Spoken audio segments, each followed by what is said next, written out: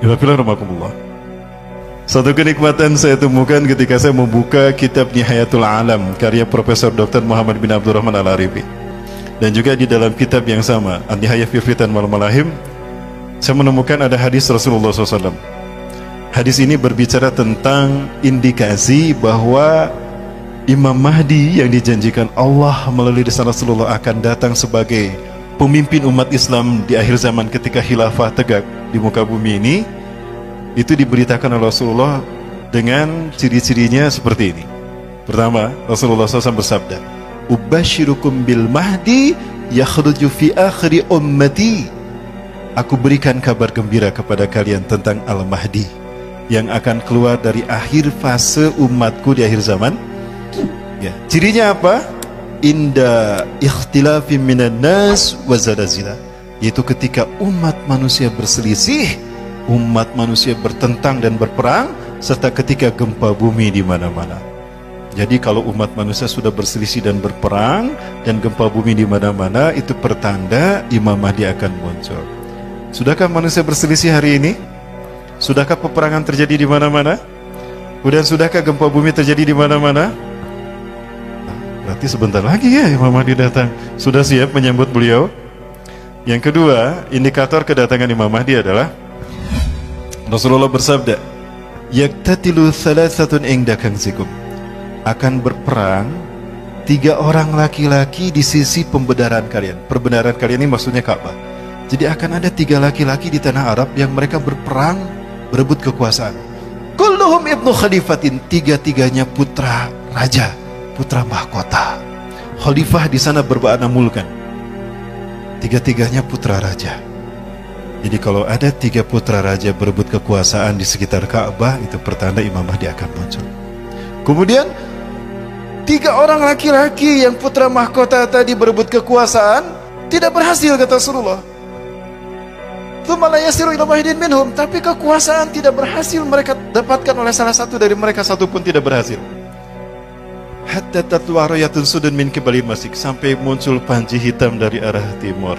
Rasulullah berada di mana? Di Madinah. Madinah Timur Tengah.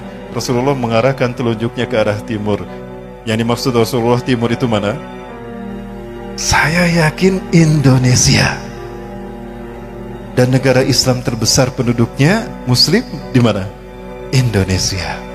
Artinya, ciri kalau Imam Mahdi akan muncul apabila panji hitam berkibar di tanah merah putih.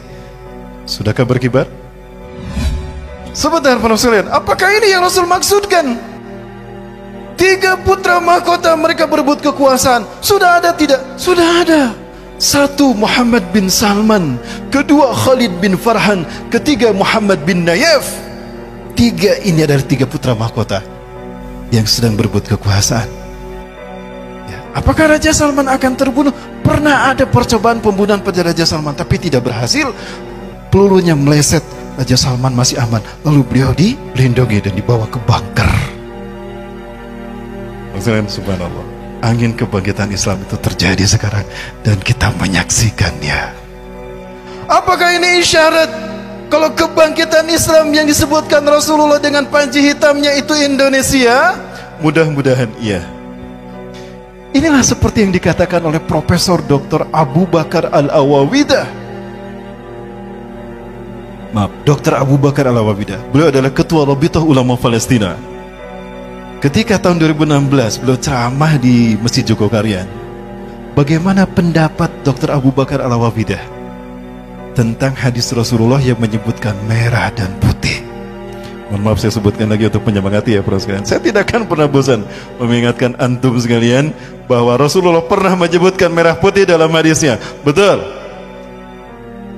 Seperti apa hadisnya? Baik, saya bacakan hadisnya. Ini ada dalam Sahih Muslim, Kitabul Fadail, bab fadlu Nabi sallallahu alaihi wasallam an syaidil khalaik. Ya, Rasulullah SAW bersabda, "Inna Rabbi zawaliyal arda." Sesungguhnya Tuhanku melipatkan bumi ini untukku. Hatta ra'aitu masyariqaha wa magharibaha, sehingga aku melihat kekayaannya terbentang dari timur sampai ke barat. Wa'atanikal al-kanzain, dan Allah mempusakakan kepadaku 2 pusaka. Allah memberikan kepadaku dua pusaka, al-ahmar wal abyada, pusaka merah dan pusaka putih.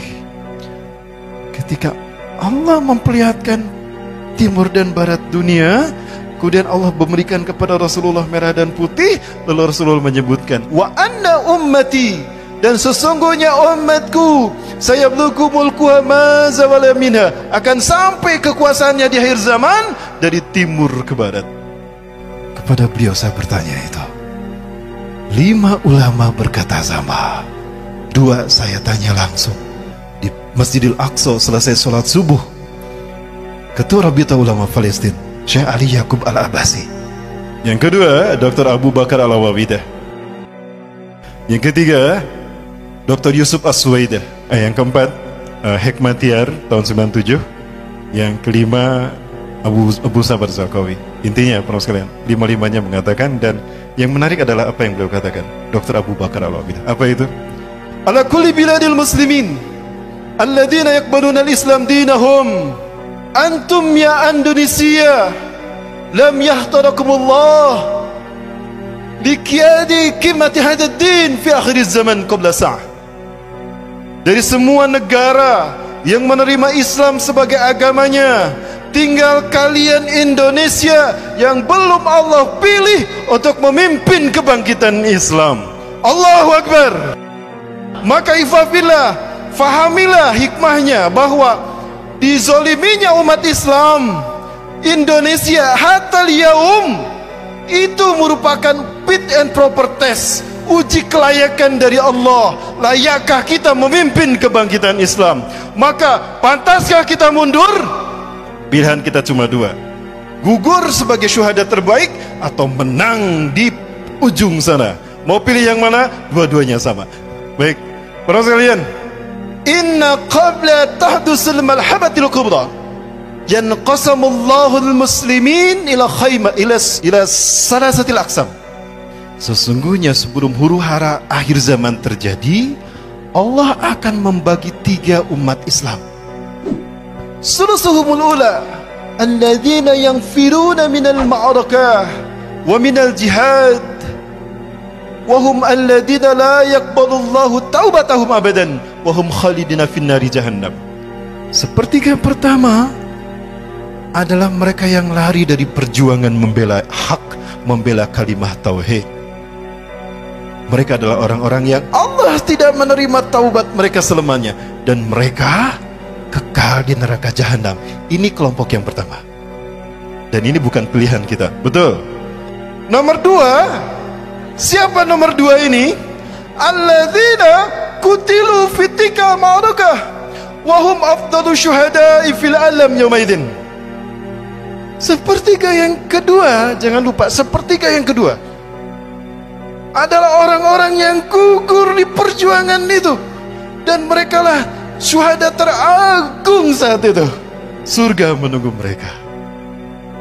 Wassalasul akhirah, dan yang terakhir, alladzina atahumun najah wan nusrah. Sepertiga terakhir adalah kelompok yang Allah berikan kemenangan dan pertolongan. Mereka inilah yang kata Rasulullah SAW, Nabi Isa mengusap wajah mereka sampai berkata, inna makanaka fil jannah, makanaka fil jannah, anta min ahlil jannah, tempatmu di surga. Ya, sampai kamu ahli surga, kamu ahli surga. Itu kata Nabi Isa. Dan mudah-mudahan itu kita.